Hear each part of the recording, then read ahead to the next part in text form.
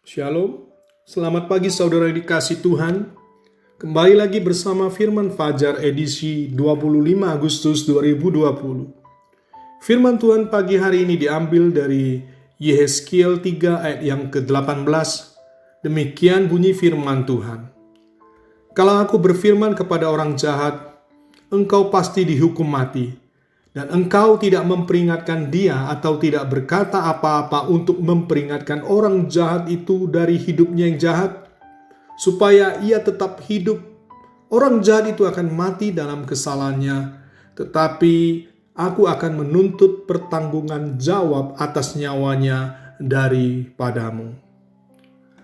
Mungkin di antara kita masih ingat dengan kecelakaan yang menimpa pesawat Ethiopian Airlines 767-200ER yang dibajak dan jatuh karena kehabisan bahan bakar di samudra dekat Comoro Islands pada tanggal 23 November 1996. Pesawat naas tersebut sedang dalam perjalanan dari Ethiopia ke Kenya saat 3 orang membajaknya. Rupanya para pembajak tidak mengizinkan pilot untuk mengisi bahan bakar di sepanjang perjalanan.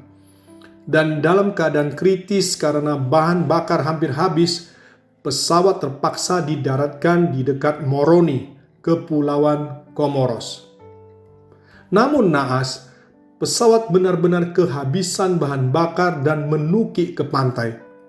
10 dari 12 awak pesawat dan 117 dari 160 penumpang tewas bersama dengan ketiga pembajak. Tanpa sengaja, adegan dramatis jatuhnya pesawat terekam oleh kamera video dan ditayangkan berulang-ulang di pesawat televisi. Tanpa banyak dipublikasikan, ternyata ada adegan dramatis yang lebih mengharukan tatkala pesawat tersebut sedang menukik ke laut. Salah seorang penumpang yang selamat menceritakan, salah satu penumpang bernama Andrew Mickens sedang berdiri dan mencoba menenangkan para penumpang dan bersaksi tentang imannya kepada Kristus. Hanya beberapa saat sebelum pesawat ini menyentuh lautan, kurang lebih 20 orang berdiri dan menyatakan untuk menerima Yesus sebagai juru selamat. Saudara, tidak heran bila Paulus mati-matian memberitakan Injil kepada bangsa-bangsa asing. Tidak heran jika Petrus akhirnya mati sebagai martir dengan disalib terbalik, kepala di bawah karena Injil. Tidak heran pula bila darah para martir menggenangi bumi ini karena Injil. Sebab mereka tahu bahwa keselamatan manusia ditentukan saat mereka berada di bumi. Yesus telah membayar harga manusia 2000 tahun yang lalu untuk menyelamatkan manusia. Lalu siapakah yang akan meneruskan berita ini kalau bukan kita, orang percaya? Coba kita renungkan lagi ayat bacaan hari ini. Ayat ini bukan bermaksud untuk menakut-nakuti kita, tapi inilah kebenaran. Allah mau semua anaknya terlibat aktif dalam pemberitaan Injil.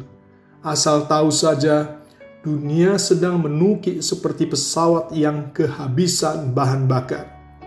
Semua manusia akan mati. Lalu siapakah yang akan menjadi Andrew Mickens untuk bersaksi bagi dunia?